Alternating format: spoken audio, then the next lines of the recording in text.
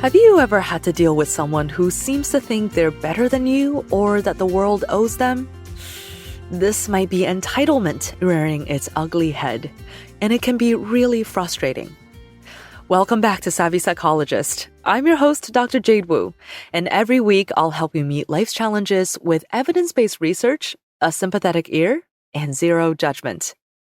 Today, we talk about 5 ways to protect yourself and avoid conflict by setting boundaries, being consistent, and, as always, showing some compassion to people who are entitled. Lately, for whatever reason, I've been hearing a lot about entitled people. Earlier this week, a journalist emailed me and told me they were working on a piece on sleep, and they requested detailed answers to a bunch of questions. They didn't ask whether I had time to answer them, nor did they say please or thank you. They just expected my answers by the end of the day. The next day, I heard from a coworker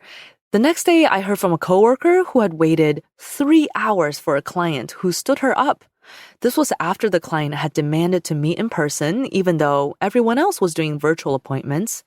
Then, for a whole afternoon, he continually texted that he was running late, before finally no-showing because the appointment turned out to be inconvenient for him.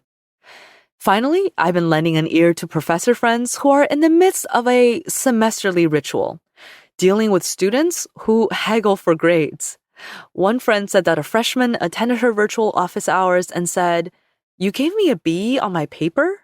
I don't get Bs. I need you to change this to an A." What do all these people have in common? Entitlement. Entitlement is a person's belief that they are inherently deserving of privileges or special treatment. Some people wear their entitlement like a crown. They're rude, demanding, contemptuous, and they get resentful, not just disappointed, when things don't go their way. But sometimes it's more subtle. All you're left with is a gut feeling that maybe you're being manipulated. So if you're not sure if you're facing a reasonable request or an entitled demand, don't let an entitled person gaslight you into thinking that you're the one way out of left field. Look for these 4 signs. Sign number 1, they think they're better than you. Let's start with a big one. Entitled individuals genuinely think they're better or more important than others. Making a request at someone else's expense with no sense that their request might be inappropriate definitely qualifies as entitled. Sign number 2, they hold double standards for themselves and others. Entitled people think nothing of inconveniencing others. They'll do things like canceling at the last minute, no-showing appointments, or requiring a lot of other people's time and effort to make a task done. But turn the tables and it's a little different. Entitled people accept favors without returning them. They freeload. They feel aggrieved when asked to do something, particularly if it's not going to get them anything in return.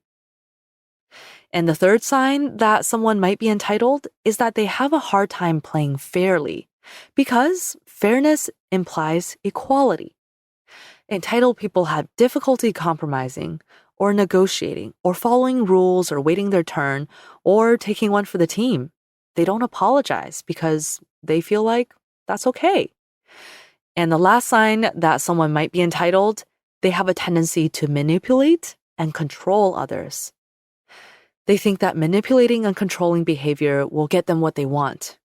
When it doesn't, they quickly get threatening and hostile. With people they perceive to be below them, like service workers or customer support, they're rude and go out of their way to show that they're dominant and superior. And this includes throwing tantrums and leaving deliberate messes in their wake when they don't get what they want. But it might surprise you to discover that entitled people are just as miserable as they make everyone else. In this very creative study published in Personality and Social Psychology Bulletin, researchers found that for entitled people, doing boring tasks is even less fun than for other people.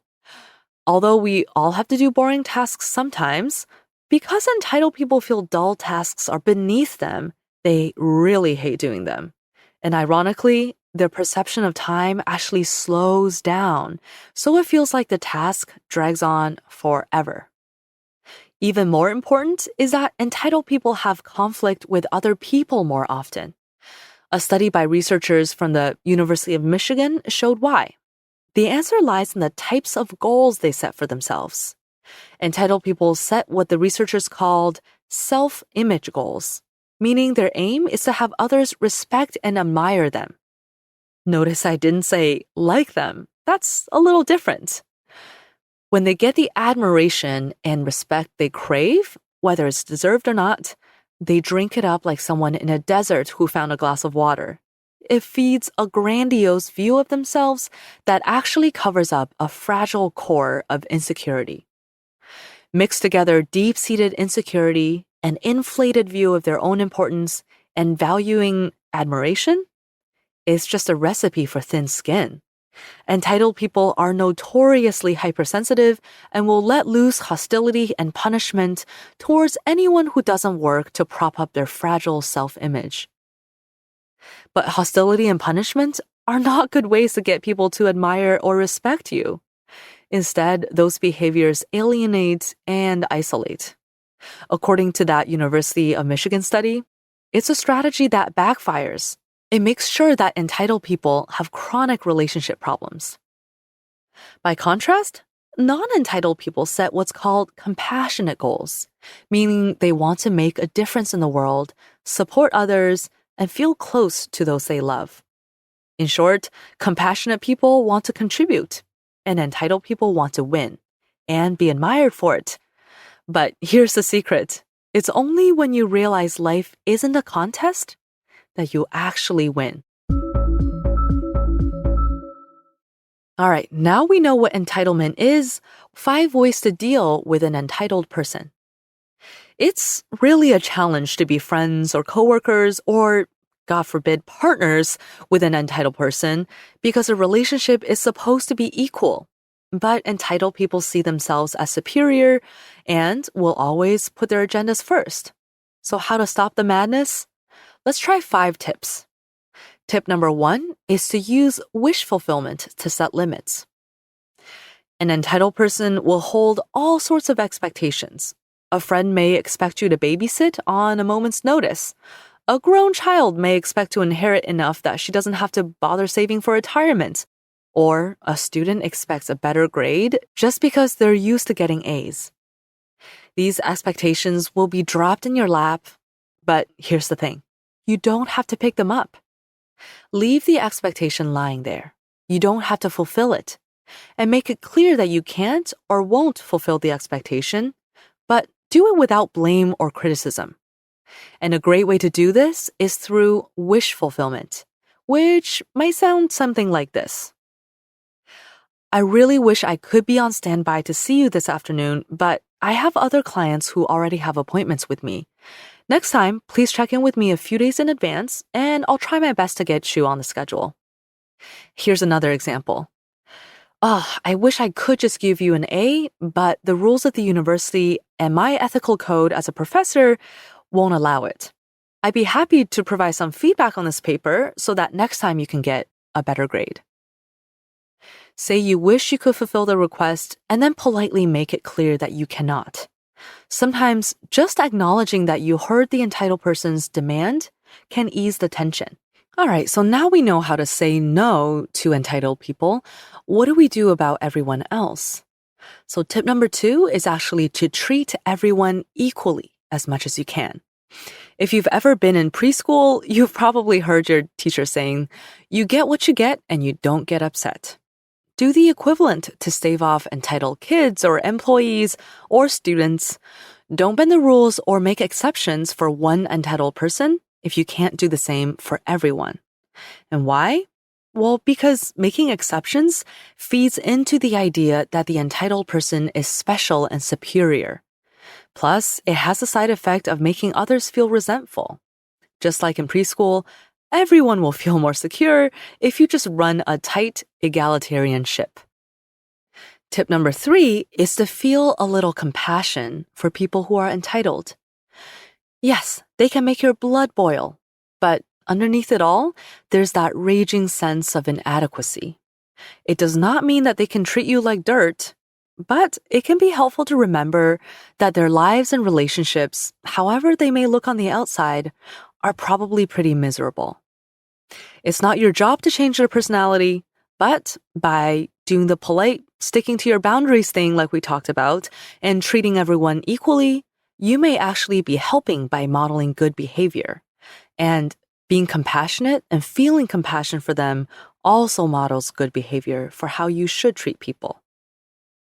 And this leads to tip number 4, which is similar, which is to be inclusive even of entitled people. Because this might actually directly make them be a little bit more pro-social. One study found that when people felt ostracized or excluded from social experiences, they were more likely to feel entitled and even be dishonest. And this makes sense, right? If people are feeling shunned, their pride and sense of self is hurt, and they try to make up for it by making themselves feel more important. The rest of us may be able to help by simply being kind and inclusive. Including entitled people might give them a chance to show that they actually are capable of playing fair when they're not feeling threatened. And the more opportunity that they get to be this way, maybe the more they'll grow to be more pro-social in the long run. And the last but not least tip is to remember that there's only so much you can do. It's a cliche, but it's true. People can only change themselves. You can try to help them and protect yourself by setting limits, being egalitarian like we talked about, being compassionate, and being inclusive.